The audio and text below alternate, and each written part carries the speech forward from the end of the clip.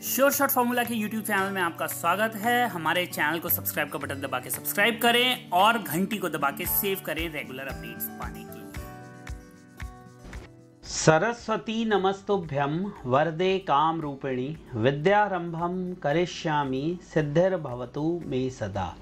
ओम जय मां सरस्वती। नमस्कार दोस्तों, श्योर शॉट फॉर्मूला के YouTube चैनल में आप सभी का स्वागत है। 15 अक्टूबर 2023 रविवार का दिन है। नवरात्रों की शुरुआत हो चुकी है और आप सभी को नवरात्रि पर्व की हार्दिक शुभेच्छाएं, शुभकामनाएं।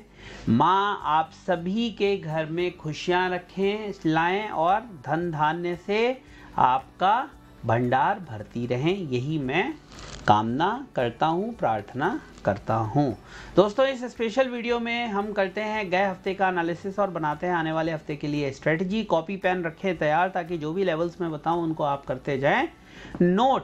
लेकिन कोई भी डिसीजन लेने से पहले, कुछ भी करने से पहले सेल्फ एनालिसिस ज़रूर करें और एक सर्टिफाइड फाइनेंशियल एनालिस्ट की सलाह ज़रूर ले लें, क्योंकि ये वीडियो पूरी तरह से आपके एजुकेशन के लिए बनाया गया है, ट्रेडिंग एडवाइस नहीं है।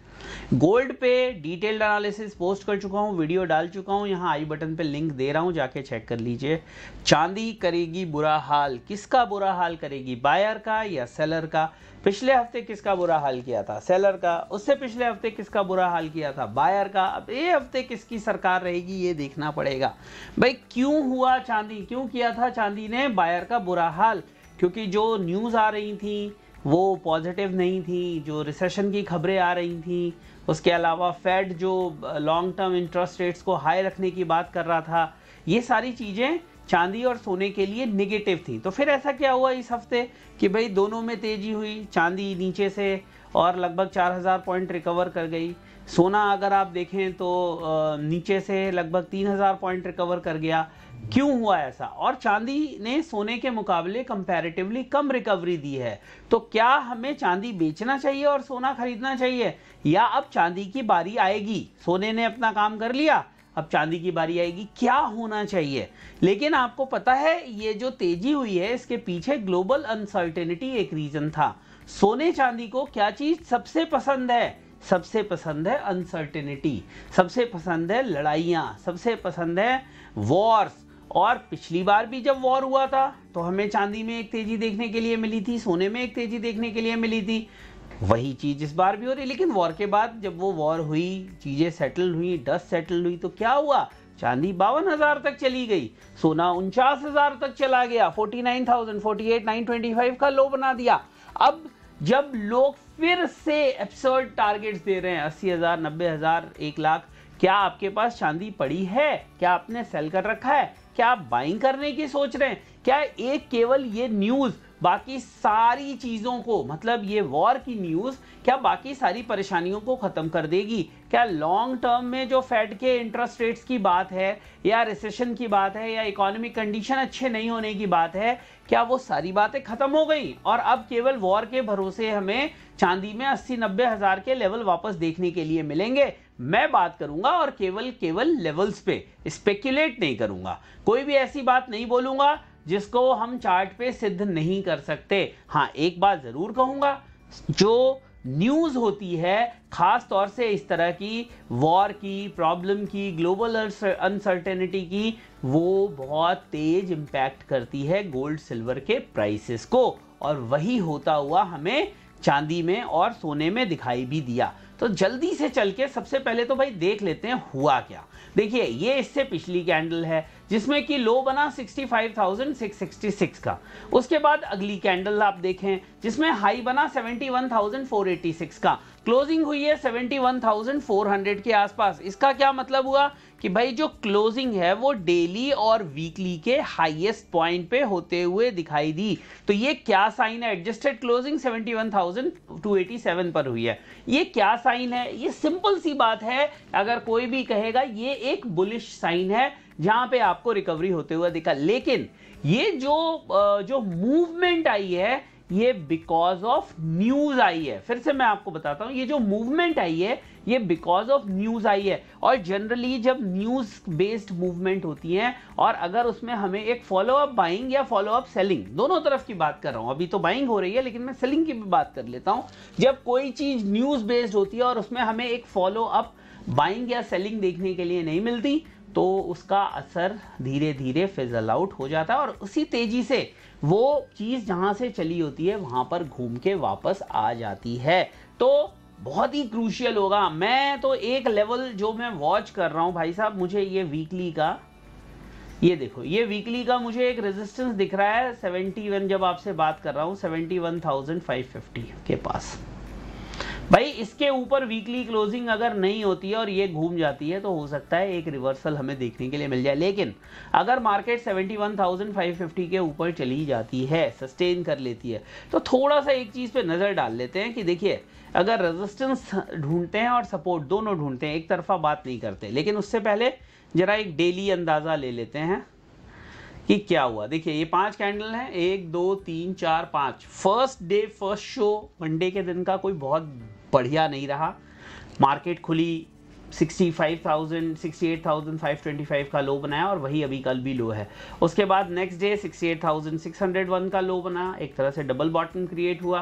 फिर आप देखेंगे 68,973, फिर उसके अगले दिन देखेंगे 70,065 और आप उसके अगले दिन देखेंगे 71,486।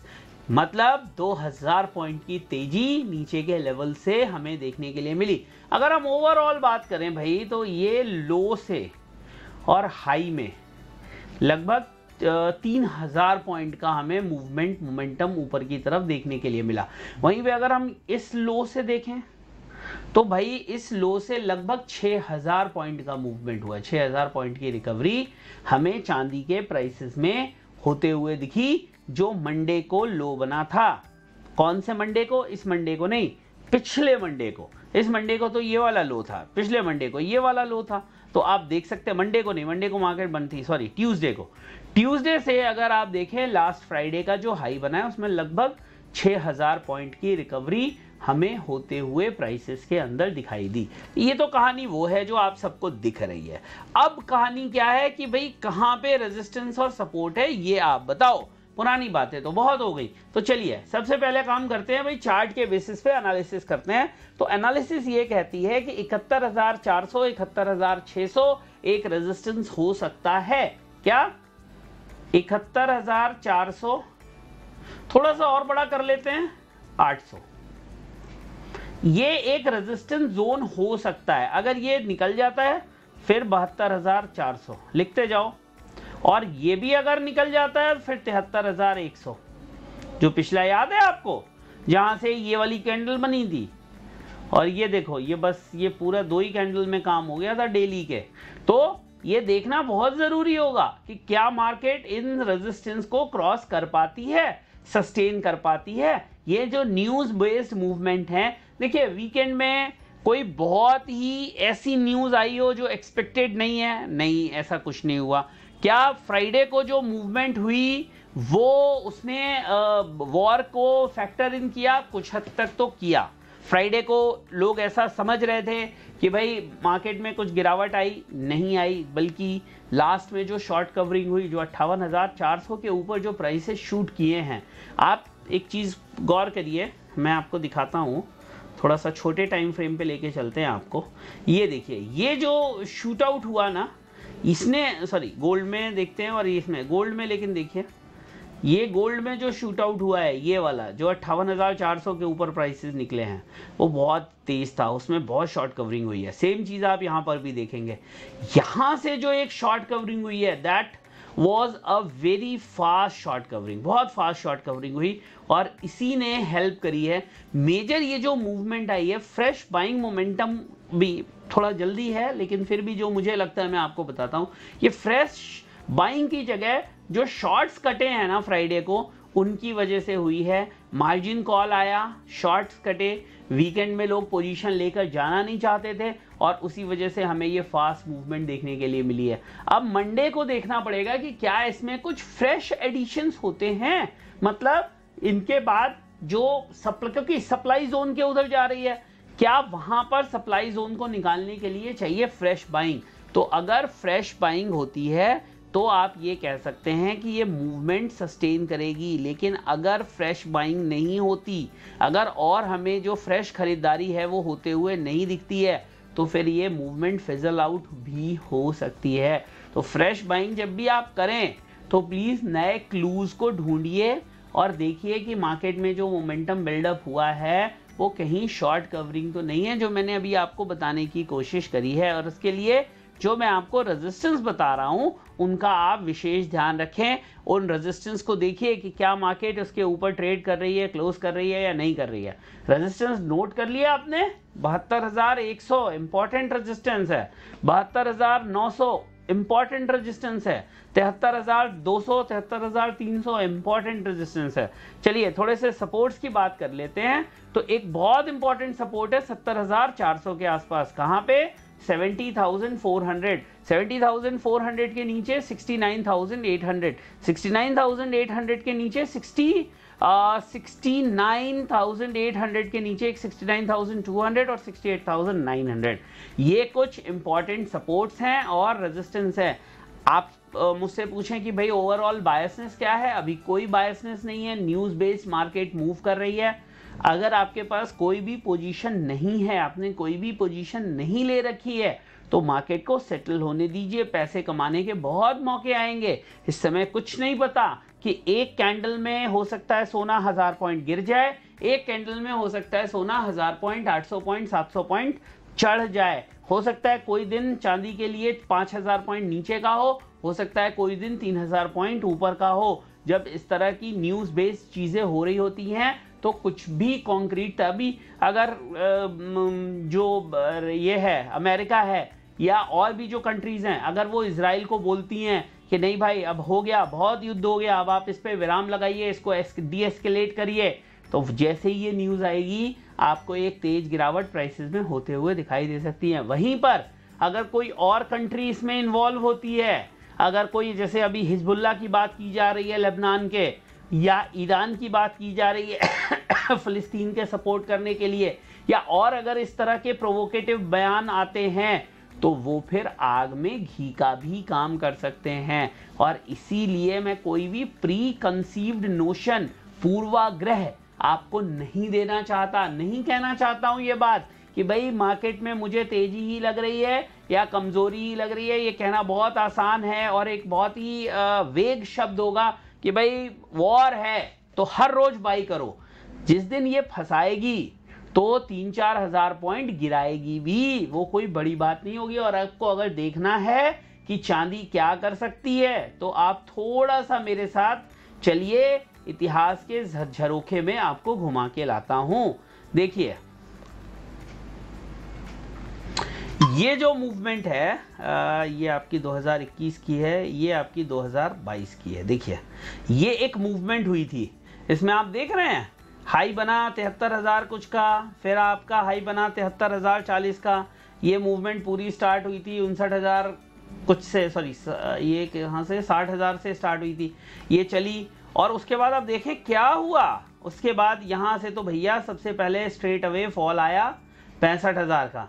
फिर आप देखें एक मोमेंटम बना जो 60-70 हजार समथिंग तक लेकर गया, और फिर जो वो फॉल आया वो लेकर आया इसको 58,000, थोड़ा सा कंसोलिडेशन और वापस जाके मार्केट सुधरी है, जाके कहां तक मार्केट नीचे पे खींच लाए ये, वो लेकर आ गए फिर 52,000 और 51,000 तक।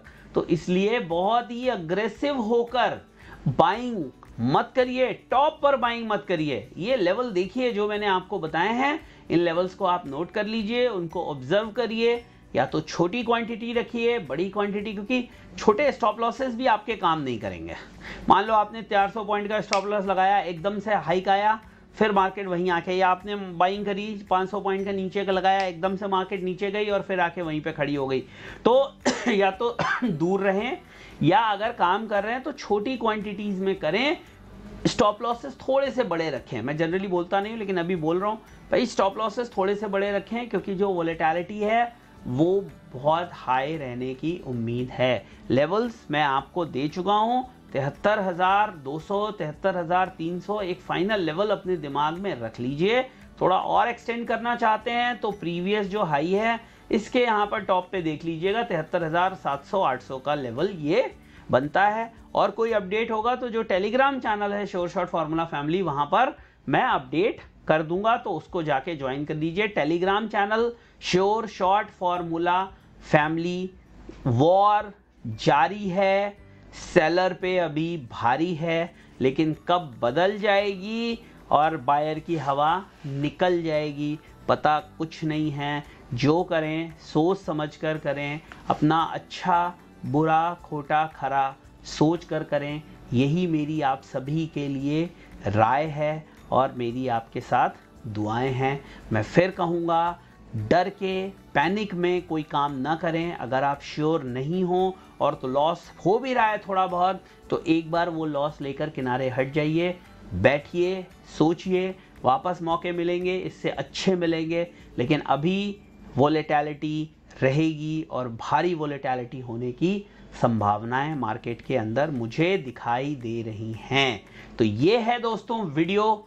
अच्छा लगा हो तो लाइक, शेयर, सब्सक्राइब ज़रूर करें। अपना प्यार, अपना भरोसा इसी तरह से बनाए रखें। बहुत जल्दी एक नए वीडियो में आपसे मुलाकात होगी, एक नई एनालिसिस के साथ। कुछ और देखना चाहते हैं, पूछना चाहते हैं, क्रूड पे वीडियो चाहते हैं तो भाई जाके बताइए। एक वीडियो इस युद्ध पे भी बनाने की कोशिश करूंगा, पहले उनके सारे पहलुओं को देखकर बनाऊंगा। और Telegram channel sure shot formula family ज़रूर ज्वाइन कर लें। मिलते हैं नेक्स्ट वीडियो में, तब तक के लिए जय हिंद, वंदे।